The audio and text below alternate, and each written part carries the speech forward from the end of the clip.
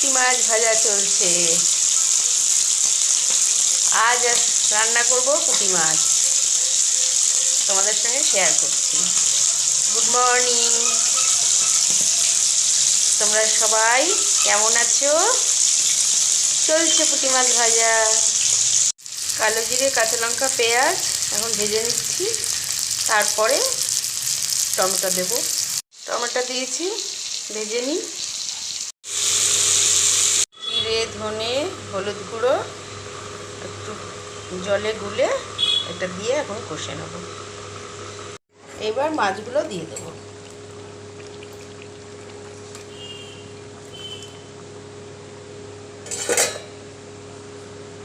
আমার পুরনো যারা বন্ধু সবাই জানে, যারা নতুন দেখে আর না কেউ, তবুও বলে দিলাম লাইটের জন্য। এবার ধনেপাতা মেশাবো। ধনেপাতা দেওয়া হয়ে গেল। দেখো রেডি হয়ে গেল আমার পুঁটি মাছ রান্না।